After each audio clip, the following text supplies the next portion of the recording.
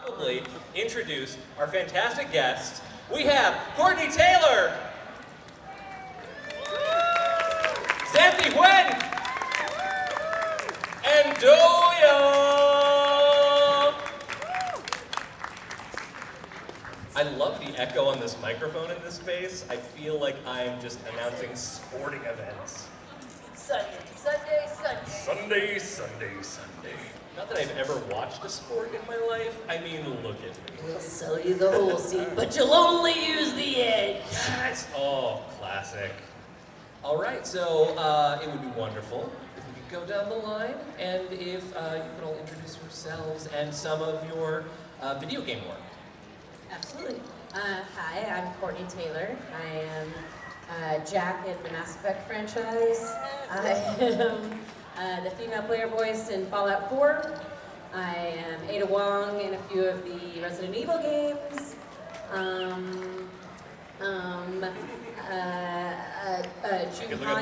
Juhani, the Jedi Juhani in Knights of the Old Republic, if you're old.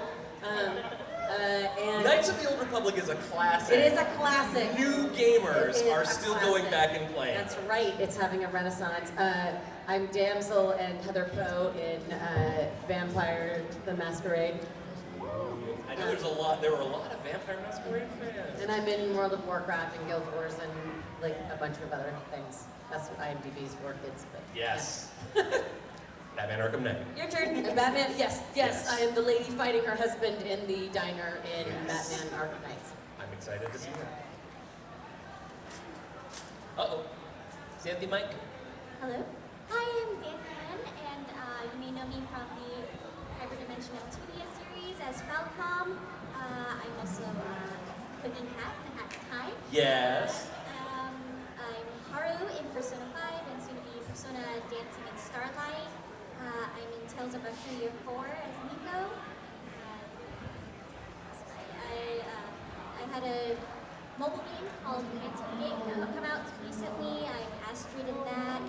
And in Trails of Cold Steel 2, I am in that. Sorry, my brain is like trying to remember all these things. That's why I brought cards. Ha I am Dolya Gavanski, and I've done a few games like The Company of Heroes, and I have The Age of Empires coming up, a remake. But I think probably the most popular one is Overwatch, and I'm Zarya in Overwatch. Woo! You say that so nonchalantly, like Overwatch isn't the most popular and most played video game in the world. Well, it's a phenomenon. It is a phenomenon. And now a professional sport. Amazing. Of all things. I wish I could participate.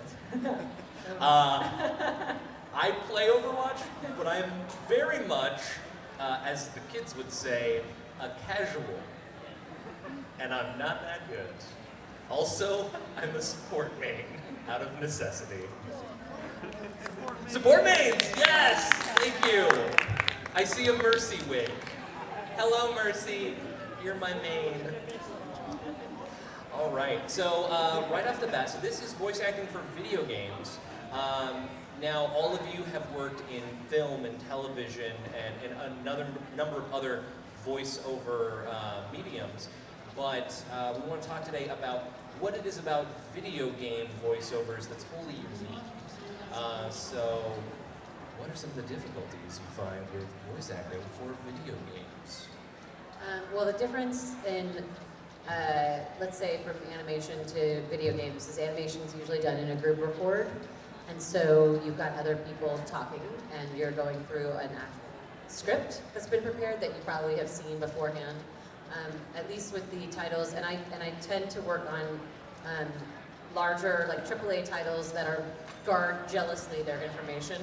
So they're not as forthcoming as some of the smaller companies because they're very scared that these storylines and things, spoilers, will get out. And so we get very little information, if any. Pretty much going blind each time. Like sometimes now, like especially like working on games, if you're the player voice or something like that, you might get them in advance. Or with Elder Scrolls, I get them in advance sometimes because the material is so unwieldy. Like The language alone. the language is unbelievably difficult, and so and we work at such a fast pace that they really want you to like speed through those things. So, and because you go in and you do a 4-hour session by yourself, you're working a lot. I wouldn't say harder, but it's just wall-to-wall you.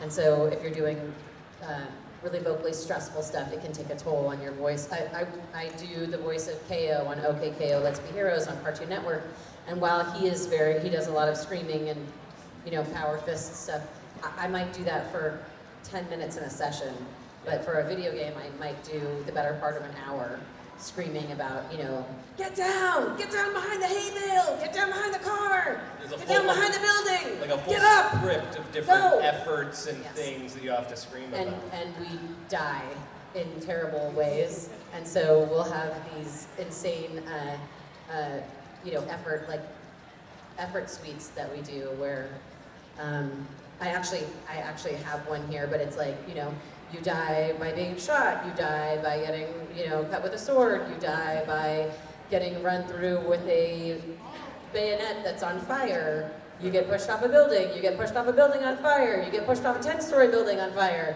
Like, all of those things have to have their own weight, literally, and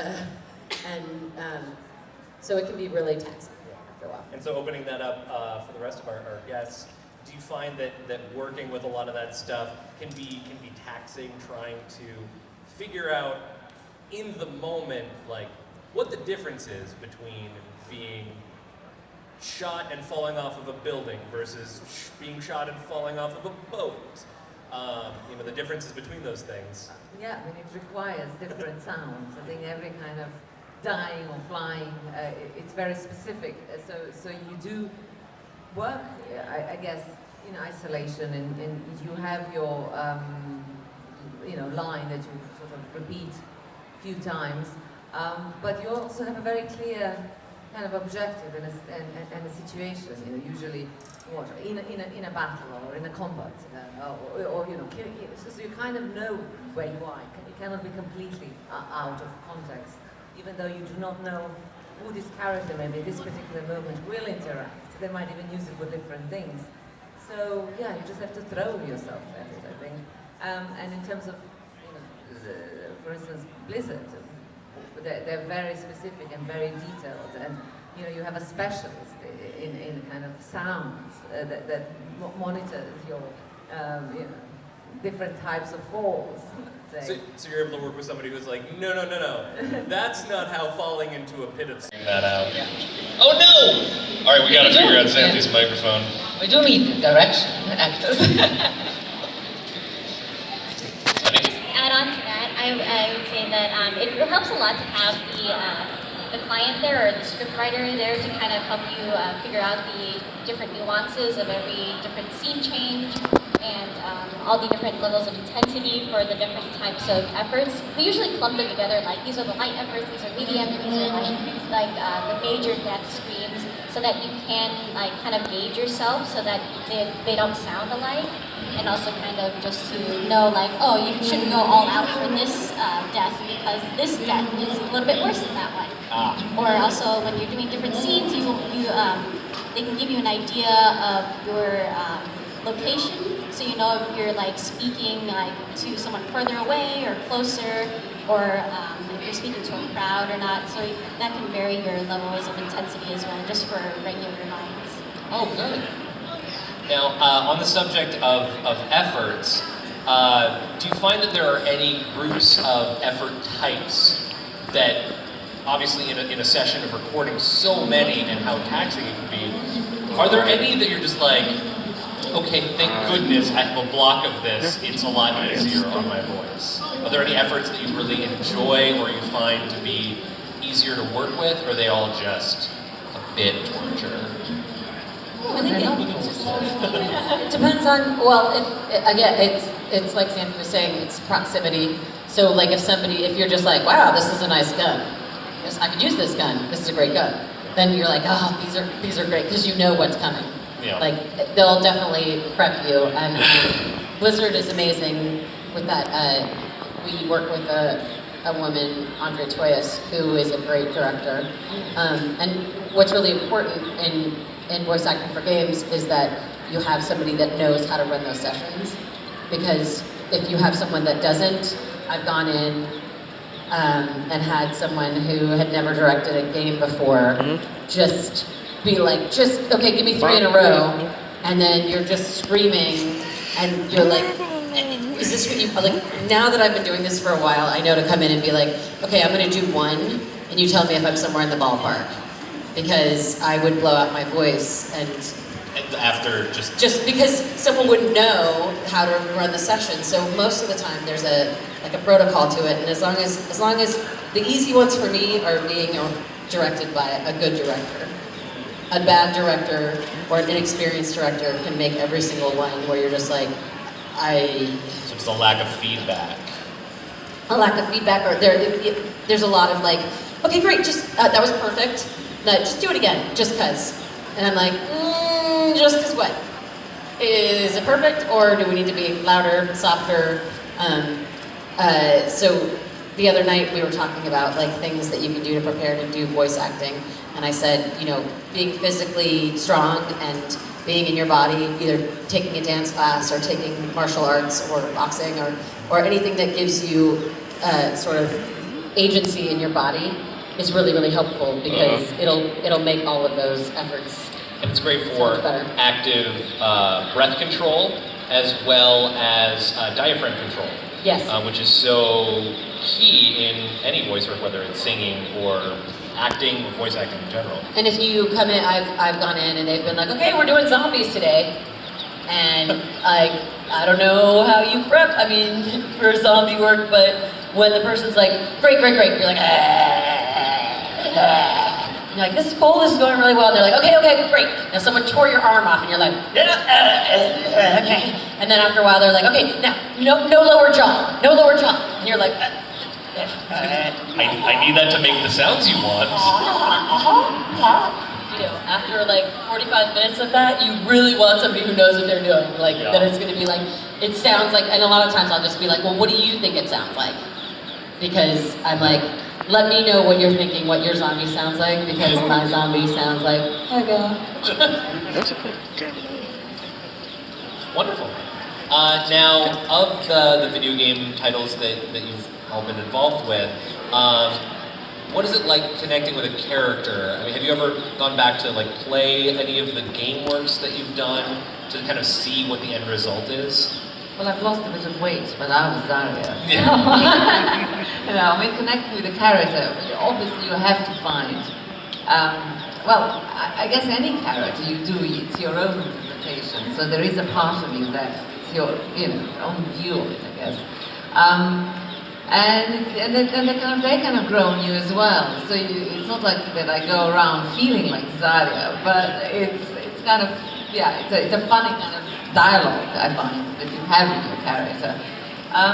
So sorry, what was the question? No, just what it's like being able to create a character and then having that character exist in a controllable medium. Like going back and being able to like play a character. And I've tried playing Zarya, but it's too tough for me. Like I said, I'm a support main. Zarya is the opposite of that. I'll probably beat her. Yes. There you go. So I do like to do a little bit of cosplay. So some of my characters, I like to either like purchase or like make a cosplay for them, and I like to wear them at, when I go to cons. Or it's kind of cool when I get to actually play some of the games. I'm not a really good gamer, but I have played through all of Persona 5 just because I was really curious about how it worked out story-wise. And also because my character comes in halfway through the game, so I didn't know what happened the first half of the game. So playing through that was really interesting to see how my character kind of fits into the storyline, and just to see how the lines like fit in with everybody else.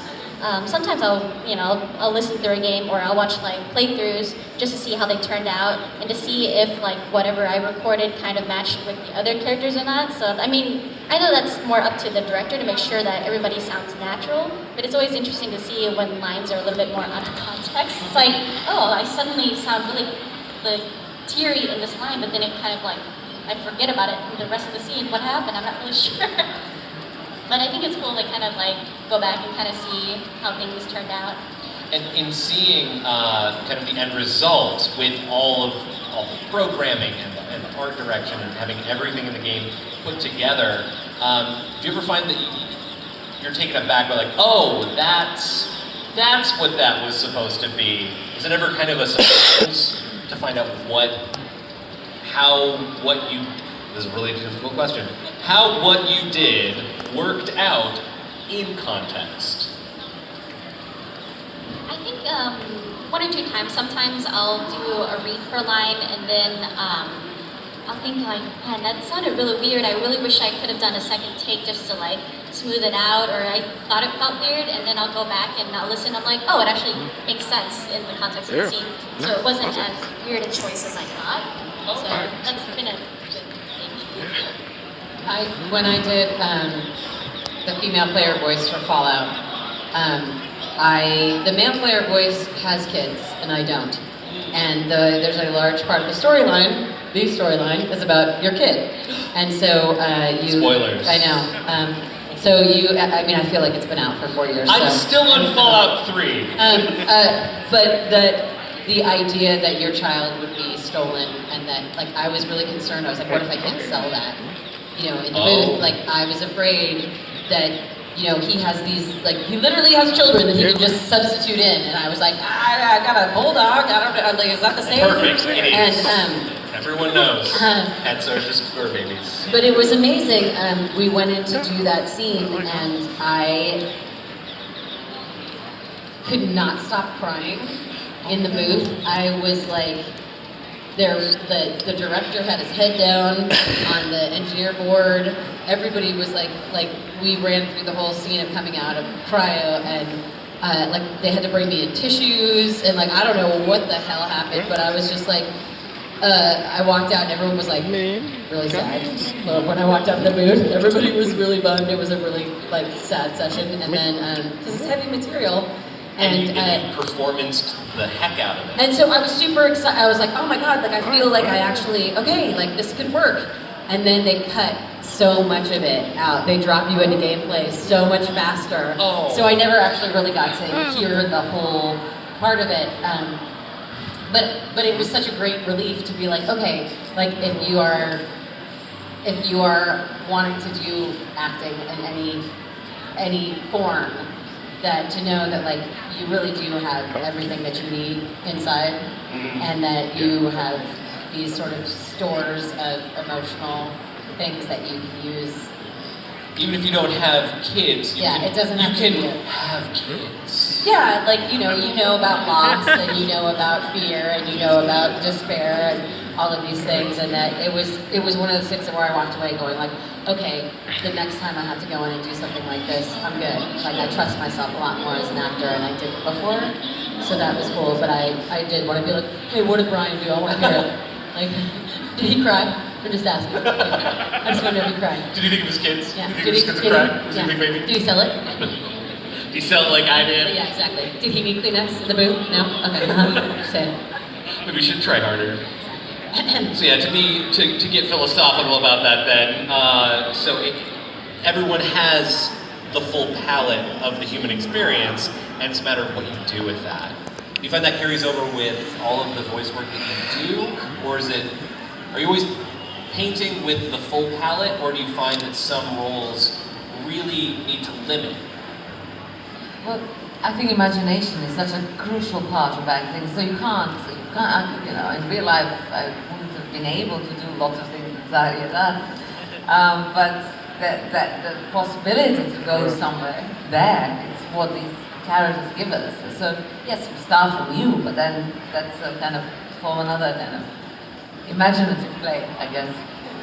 And like a lot of video games, they're in all these fantastical worlds, and like you know, like there's also sort of like creatures and things, and like that don't exist in our realm, and it is important to like be able to substitute and like be able to like connect with it in a certain way, just to make it all believable, because these things don't actually exist, but they do in this world. And there's really, I mean, what do they say? There's like seven storylines really in the world, yeah. right? And so it's about human connection. It's not maybe you're connecting with a synth or something, but it's always the same stories. You can always draw on the same experiences, whether it's your bulldog or your kids or your best friend or acting as if. So yeah, it's all there. And speaking of shared experience, I also wanted to talk to all of you about an experience that we all shared, fighting a dragon last night. So for those of you who weren't here last night, we had a guest of honor panel where we all engaged in a short game of Dungeons and Dragons. And for pretty much everybody, including myself, it was really our first introduction to playing the game. So I wanted to ask all of you, how did you enjoy that experience, if you enjoyed it at all? Well, I really have to applaud Robbie for all the work that he put into it, and really making sure that he understood all the characters that he created for each of us, and for choosing characters that we were all very familiar with, so that we could play them more easily in this short amount of time. I had no idea he had created character sheets for all of you based off of characters that you've performed in games or in shows. He painted those little minis. Yeah, that looks amazing. It was wonderful. So it was fun. It was a lot of fun. So for your first role-playing experience, did you find that having that character work and being able to kind of use that, I guess, to an extent in the game, how was that experience? Was that interesting? Was it weird?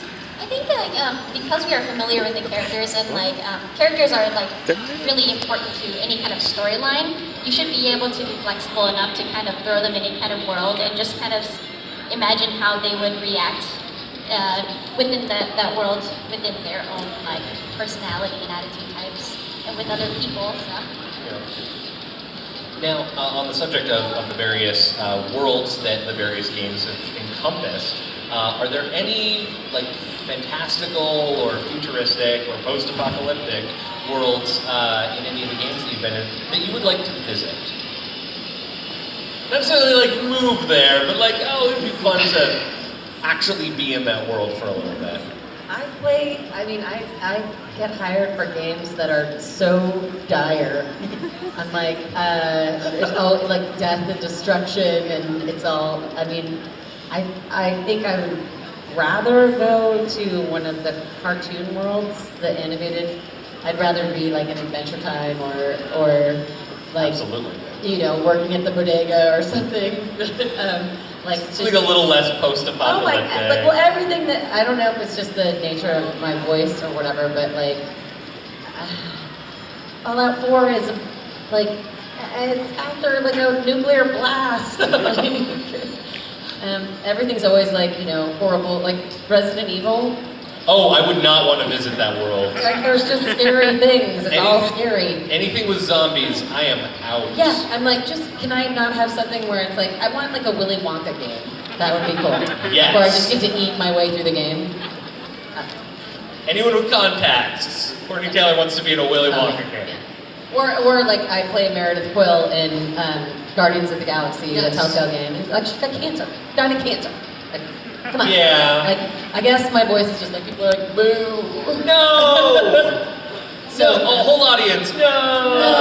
But yeah, let's make a Willy Wonka game where I can at least just be Veruca Salt or something. Oh, that would be fun. Buy everything. Yeah. I guess the games that I've been in, maybe I would like to be in Atelier Merivale, because it's more of medieval kind of fantasy and working with alchemy and saving the kingdom, and I think that's kind of it would be a fun environment to be in. It's a little bit more lighthearted. I'm gonna go be in that game. I want to be in that game. I'll move into your game.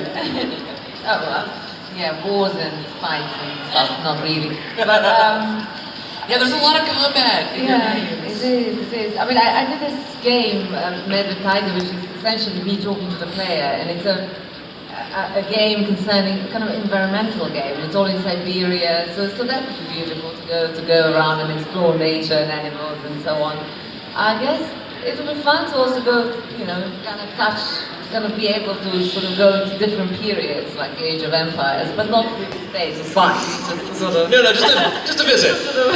Just to go visit those ancient ruins when they were new. but kind of contemporary. Yeah. I love that. Yeah. Now, I think I touched very briefly on any of your experience, you know, possibly playing some of your own games. But prior to getting into voice acting for video games, have any of you had any gaming experience prior to that? Or was it kind of a new medium when you first approached it? Thank you for that. There was You could have played Pac-Man. 100 years ago when I started. I'm a terrible video gamist. Yes, I played Pac-Man and like a Galaga. Everyone's like, what? I know exactly what you're talking about. Yeah. We're on the same page. Yes, but no, I had no idea. I was a punk rock kid. I went to punk rock shows.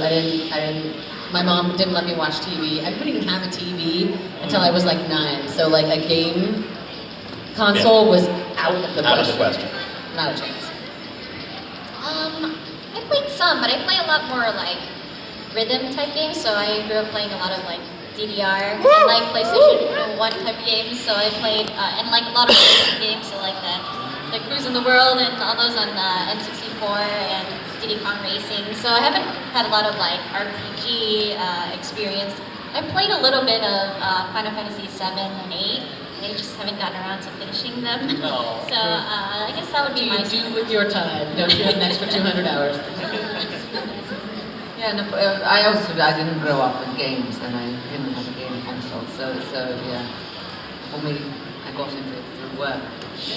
Well then I mean, it's perfectly acceptable. Not everyone games. But just seeing, you know, since you all began working with video games and voice acting for video games, what has the experience been seeing how games have evolved? Because just in the past like 5 to 10 years, the entire gaming industry as a storytelling medium has exploded. I think faster than any other storytelling medium, faster than television ever did, faster than movies ever did.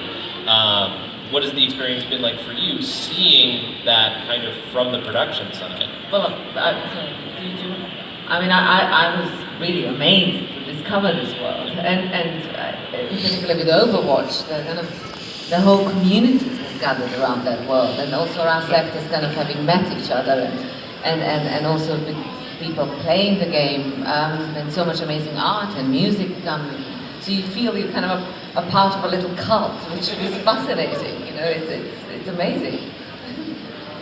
I'm fascinated by how much the artwork has changed and how very cinematic everything has become. Especially like for voiceover, they're like they want everything to be very natural and realistic, and they're trying to be very particular about choosing actors from all over the world with their natural accents instead of just hiring actors that can do the accent.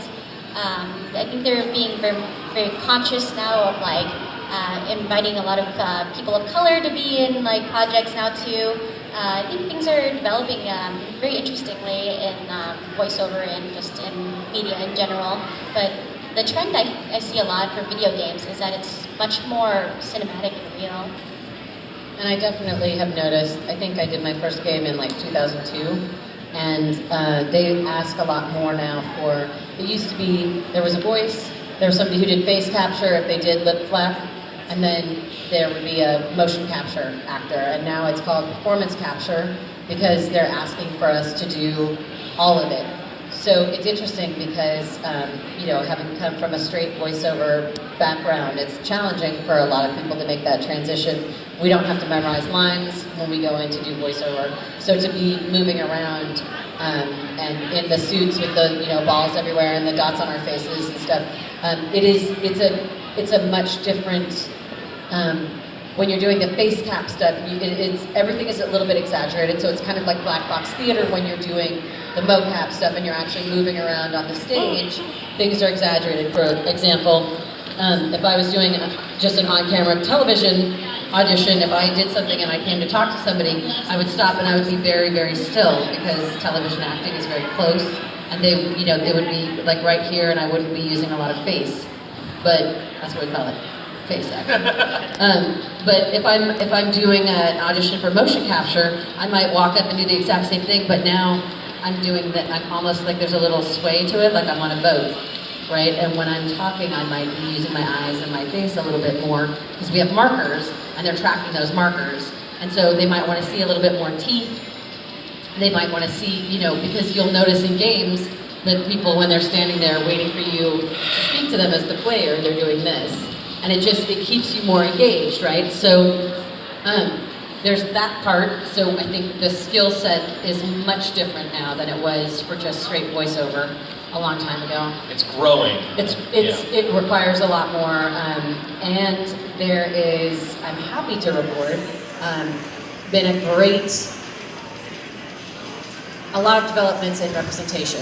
So when I started, girls were represented in one particular way. There wasn't a lot of people of color in games. There wasn't a lot of different, you know, sexuality identification in games. You call that the dark era. Exactly. It was so dark, so cold. The dark ages. But now it's awesome that most of the time, most games will have I shouldn't say most, there's still a long way to go, but a lot of popular games have the option to play male or female, which was very new when BioWare started doing that. That you can choose, you know, your gender, you can choose your sexuality, you can choose who you want to have romances with. Is really exciting that I'm seeing more and more in games that the representation across the board. Ultimately, I think what we want to get to is a time and place where you can do anything in your game. You can love anyone, you can look like anyone, you can be the person that you are every single day, or you can choose the exact opposite, right? Because that's the beauty of games, is that it's magic, it's make-believe, right? So to have those options now, I think both just from an interest in gaming, but also an interest in the world, and understanding how other people are, and empathy for other people and other lifestyle choices is really a huge thing that the game companies have started to get in line with. And I'm so much happier to have all of these choices, because I think it's so important for people to be able to say, like, that's me up there. I see me, I see my experience, I see the people I love. And so hopefully at some point it won't even be a big deal. It'll just be like, oh yeah, of course you can. Yeah, absolutely. Of course you can play like a, you know, Ethiopian, lesbian, alien, you know, whatever. And people will be like, duh, of course every game has that. Yeah, you can do that in everything now. On the subject of just that sort of inclusion and interactivity, as a storytelling medium with video games, being able to have a player directly interact with a story, and just the rise of cinematic games are becoming, do you see, I certainly have my own thoughts on the subject, but do you see video games becoming kind of the newer, latest and greatest method of telling, you know, these long, epic, and wonderful stories, you know, surpassing, you know, a lot what we're able to see with the limitations of film and even television programs? For sure, I mean, just the medium itself, the fact that you can play, I mean, I'll just use Fallout, the fact that you can play 200 hours in Fallout. I always think it's really interesting because I have friends who are face actors, and they, like, you'll see a movie star and people are like, oh my god, it's a movie star, it's like a, you know, this person, but you don't want to talk to them because you're like, it's a movie star, it's Kate Blanchett, ah. Then there's I have a friend who was on that show, Bones, and he would be in the airport and somebody would come up to him and be like, dude, wait, I know you, where do I know you from? Like, we went to high school together, how do I know you? Like, and couldn't figure it out, and it's because TV's in your living room, right? So you go see a movie, and there's this bigger than life person, and so you have that kind of awe for that, and then you have this experience with someone being in your house, but you're like, you were at one of my parties, and I just can't figure out where, you know, when. But for the people that do video game work, I meet people and they're like, bring it in, squad, and we've fought together, we've died together, you've killed me, whatever. Like, it's a much more visceral, an emotional relationship. Like, you know, like I was at a party and some guys started off with like, hey, so I romanced you, like right when I was like, dude, we just met, can we get the bride married? And we'll just, this is bar chat for later. Like, let's not lead with handshake. We've known each other like a man and a woman know each other when they love each other very much. And it's just like, This is so weird. That's not great for an opening line. it was really weird, and he was also a game producer, which made it even creepier. But yeah, my point being, I digress, but my point being that you have this ability to put yourself into these games, and now, even more, they're starting to test out actual magic that allows you to interact with us in real time. So that's probably, that augmented reality stuff is going to be the next phase where we really will be interacting. It's choose your own adventure, but in the moment. So it's gonna get more and more like real world, for better or worse, baby. No. I'm gonna be in your living room talking to you and I'm not gonna shut up. That's fine. So yeah, so video games as a storytelling medium. Anyone else thoughts? Well, yeah, I mean, the whole interaction and that you actually also control the way the story is going. It's very much, I think, something that also attracts people to the genre, because, you know, film and television, they're kind of there, whereas, you know, you are in this. And, yeah, I mean, the storyline, again, bringing back Overwatch, has been something that's been developed for 5 years and really thought out, and each character is actually very well thought out. And it's very good, it's fantastic. That's why I think it had such a huge impact, because the story is very important, and the characters are central. As we talked about in one of our previous Squiggly shows, Overwatch, and overwhelmingly, the characters in Overwatch are, for better or worse, they're very positive, and they're larger than life characters, but everyone, you're always fighting on the side of good, I feel, in those games. Sort of same. And it's amazing to see that, like, being able to interact with that and kind of get those character voice lines about positivity and fighting for the future and fighting for friendship and all of that stuff. You can come out of an experience that is otherwise, it's a shooting game or it's a combat game to some degree, but coming out of that with a sense of positive feelings. And I think that's amazing to see in a lot of these games, that there's such an amazing emotional impact that they can have on a player that you would never see in the reaction to a show or a movie. Yeah, I mean, and those characters, again, Overwatch, I mean, most of them are kind of us in real life on film and television. It's very rarely you have a character which is, I know what completely 100% this is me, and I'm, whereas, you know, they got their self-doubts, their, you know, all sorts of kind of insecurities, whereas with those characters, they're just here, and they know, and they don't doubt themselves, and I think there's something very powerful about that, you know? Yeah. That sort of confidence can just be infectious and amazing. Yeah. Now, I know I've taken up so much of your time, and we've got a ticking clock here, but I do want a microphone, or are we hogging all the microphones? I will hand away mine. You can share.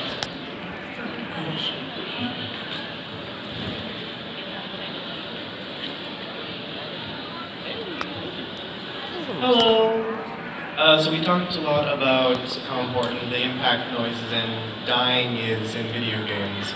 I would love to hear from each of you just one style or type of voice that you think would be very important for someone to kind of have a hold of if they wanted to go into video games.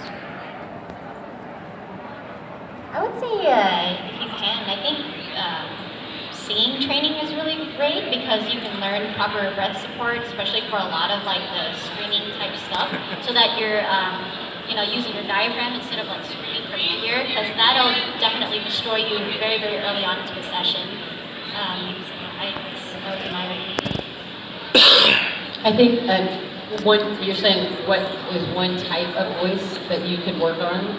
I think knowing kind of what your archetype is something that's important. In commercial work, they'll say like, it's just like your signature voice. This is my signature voice for commercials. I'll be like, you know, Caesar, welcome back. And that's how we sell dog food. But it's not that much different, you know, it's just me on a good day, me being sweet. For me, knowing that my voice lends itself to being like tough chicks. I play girls, women who have had something bad happen and are going to kick people's asses. That's kind of in my wheelhouse. So that's, while I can hope that I'm gonna play Sailor Moon or something, like I'm probably not gonna because I can't get my voice up that high. It's not to say that I shouldn't work on that too, but I kind of know what I sell. And so, and that being sort of your signature voiceover thing. It shouldn't limit you, but it's the thing that you, like I always give them. Jack from Mass Effect is me on a very, very bad day most of the time, but I always give them something like that so that they know that I can sell that kind of stuff. And then I might do something in an accent. I might, you know, try and give it a twist or make her in a better mood or taller or something like that. Different shoes. But yeah, knowing the wheelhouse. I don't know, I find it difficult to think of a one type of voice, and I think what's important is to kind of be able to open up and to kind of release, and it's talked a lot about the physicality and the placing and the centering of your body and the voice is kind of central to kind of be able to go into all sorts of places. And also you should definitely work on your accent because Dolya is actually from Brooklyn. And she works this one to death. Phenomenal. You'd never know. Well, thank you. You guys have touched on how diversity in games is increasing in general, and how it's basically increasing in fiction, better representation across the board. Touching on that, like, what are some cliches that you absolutely hate, not just in video games, but in acting in general, that you hate playing or you wish to see disappear? Sniper in a bikini top. Horribly inefficient. Who can belly crawl in that? You're gonna snap a string. Stop it. Put some freaking armor on me. Like, I just finished a game where I was just like, really? We're time traveling? We're going back to the... I'm like, why am I still in a skirt? Come on, we're traveling through, like I can wear whatever I want. This is not what I'm, you know, I'm going back and I'm in like a black suit is what I'm in. And like some ass kicking. I'm not in heels. Well, maybe. But they're ass kicking heels. I love heels, but still. You know what I mean? Like that trope of like, that women are gonna be able to, you know, the whole Wonder Woman thing, and I probably shouldn't have answered this first because I will go off. But the whole Wonder Woman thing, the Wonder Woman movie, they actually had like real, actual armor that guarded vital organs. And then the second one that is like boobs and then like midriff. I'm like, if I'm going into battle, I'm making sure that this is nice and protected, right? And like major arteries in my legs. Not wearing sandals. Go on. Should I go? Well, as someone who comes originally from Eastern Europe and speaks Russian, I have played quite a few prostitutes, or prostitutes who marry oligarchs, spies. No, there is no problem with playing a prostitute as long as it's a kind of a three-dimensional character. But often, again, those are sort of, kind of you feel something caricatures of themselves. So I think, yeah, there are people beyond that, and even if they have those professions, there is much more to that than usually I think it is portrayed. So it's kind of nice to have the strongest woman in the world, actually. It's the idea that, hello, it's the idea that any one character, regardless of the profession, even if it does edge on the side of being a trope or a caricature, every person is a person. Yeah, and every character is going to have an entire life. And you can feel it when it's not truthful. You know, you can feel it that something is not, you know. And oh my God, just stop with the like not every spy is Russian. Yeah, of course. Right? And not every prostitute. Not every gay guy talks like this all the time. Like, you know, like it's every gay guy sassy? Maybe, but we don't need to put, you know, but dial it down sometimes. Oh, you know how many Magdas I've played? In Britain it's funny, there's sort of, when I think Polish, whether it's a receptionist or babysitter, it's Magda. So there are other names. Right, exactly. But I think we all rely on certain stereotyping, and I think it's the stereotyping that kind of ideally one wants to avoid and create something more truthful. Good to break away from. Yeah. And I actually got the mic in my hand, so I'm gonna go ahead and ask Dolya. I saw you were practicing on the piano on your Instagram, and I wanted to know if, you know, playing the piano or any kind of instrument helps you in your voice acting, not just in video games, but in general, and then if the rest of you wanted to comment on that. Well, for me, I mean, music has always been an important part of things I do, and I think, yes, the sort of, I think if you don't have a certain ear, I'm not saying you have to be some musician or super musical in order to do voice acting.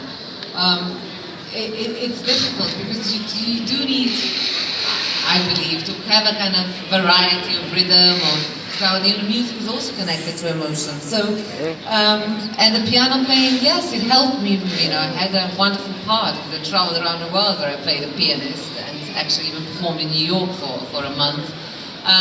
So, yeah, it's nice kind of when you're able to bring those different elements together. But as I said, it's not essentially, oh God, you have to do music in order to do voice acting. Far from it, but it helps. Yeah, I think if you have like at least an ear for music, it can be helpful. I do a lot of JRPGs, and because that's already like established in another language, there are sometimes certain lines where you have to perform it in a certain time frame, because when they put it in, it's like something to do with the code, so that if, you know, the timing has to be very exact. Otherwise, when they plug it in, it might like bug out or whatever.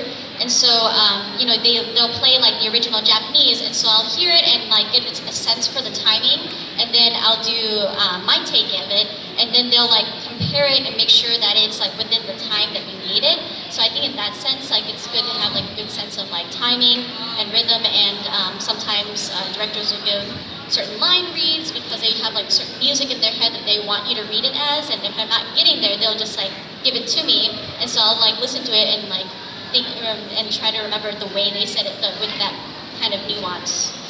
Can you just add quickly? I mean, talking about the sort of, yes, music helps me a lot, but I think, I don't know if you agree with that, but each actor has their own sort of, you know, we train and stuff, but certain things work better for one actor than the other, and we all have our own kind of ways in the end, the way we do it. So for me, yes, the music is important, but it's not something like, oh my God, you have to do music in order to do voice acting. Yeah. I definitely have had, I am a unicorn in that I am one of the only people in voiceover that doesn't sing. And so I have no singing background, I have no musical background of any kind. I played a recorder for like 6 weeks in 3rd grade and was like, this is so boring. I want to go skateboard. So I am envious of people who sing, because I do notice that they can match pitch on something for sound alikes. Like I'm sort of self-taught in a lot of things, and I'm a mimic, so I do okay. But people who actually can be like, this person is speaking or singing in this note, octave, whatever, they can drop into it, and I think they have a much bigger advantage as far as keeping the consistency in their voice. If I'm doing, when I first started out, I would come up with a voice, but I wouldn't be able to keep it throughout like pages and pages of dialogue. It would start to drop back into my own register or timbre or whatever. So if you are interested in doing it, the singing, I think having as many tools, including singing, including, you know, you'll find the things that work best for you. But I do, I'm so jealous of people that can sing, because I'm like, oh, I want to do that. So it's late in the game, but I'm trying. And I also just want to say, yeah, and I also wanted to just say, in addition to music, Courtenay, you have a background in boxing, and that also helps support. So it's not just any one thing. There are so many different things that can impact and improve the quality of any vocal performance, whether it be through that. Now, have you found that that has assisted you with doing exertions and things like that? So yeah, all my friends who are like a Disney princess voice and can sing, I'm like, whatever, I can punch you in the face and make it sound really good. There is, yes, I believe, I think I said it earlier, but like having agency over your body, being strong in your body. For on-camera stuff as well, I build my characters from the ground up, from the shoes up, and so what kind of shoes, like I went to Wonder Woman, so I voiced Wonder Woman in Justice League Heroes long ago, but I came in these boots, and a skirt, and bracelets, and I was like, oh, I'm gonna be Wonder Woman, like it's happening.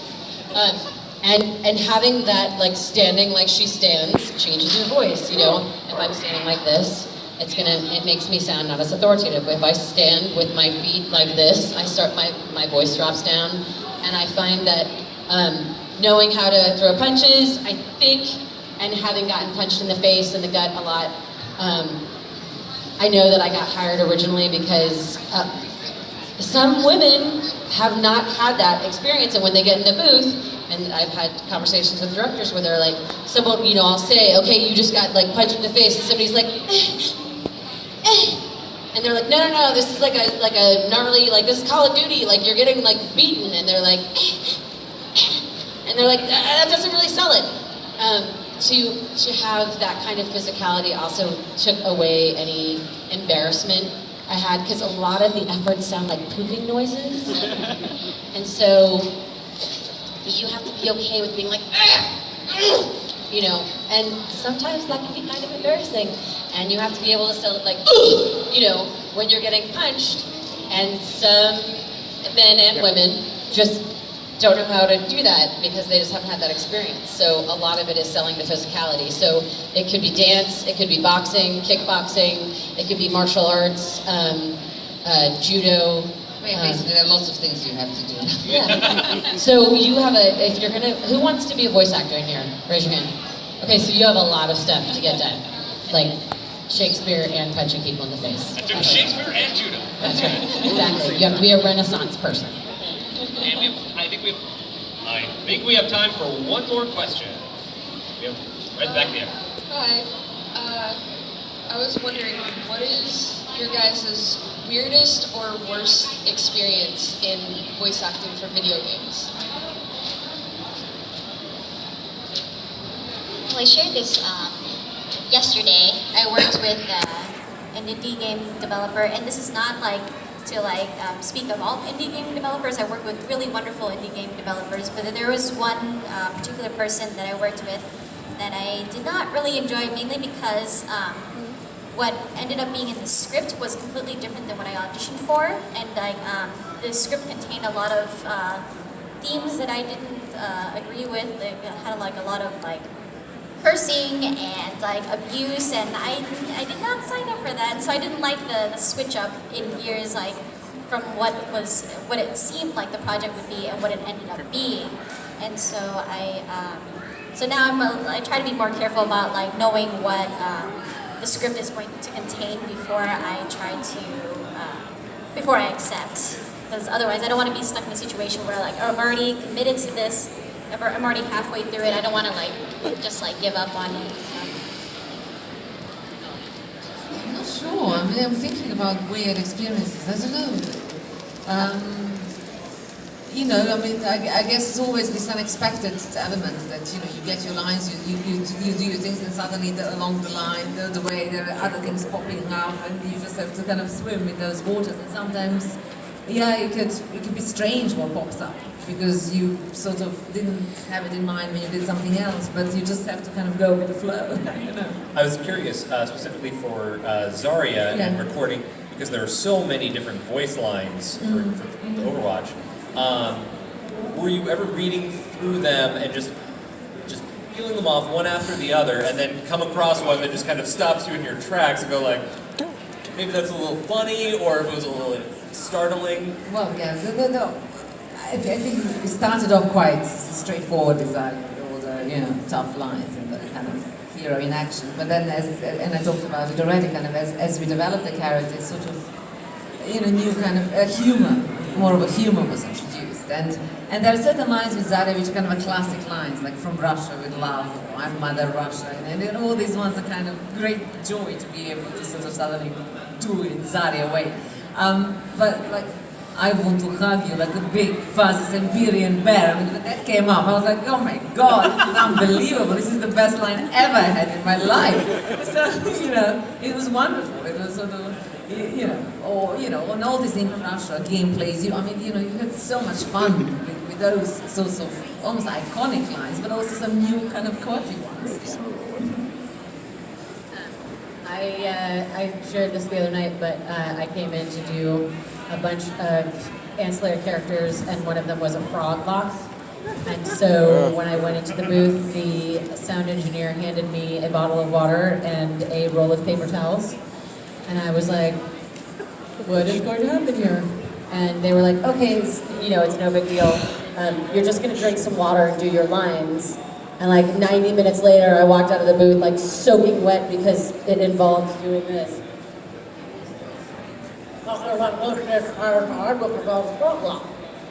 Except for they kept asking me to drink more water, so that I was like,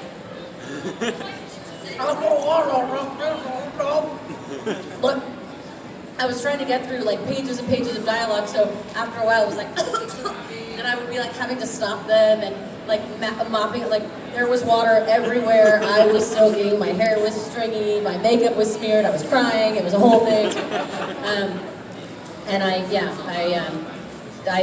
got the joy of now I know how to talk like a frog, but it was literally like being waterboarded in the booth, and it was not my favorite time. No, not the most enjoyable experience. But what does not drown us makes us stronger, so And let that be a lesson to you kids. Then an excellent lesson to leave on. Thank you all so much for joining us. Thank you audience for being here. It has been a delight. Thank you Kraken Con! Thank you! Can I get an air horn? Oh, thank you. Oh, champs.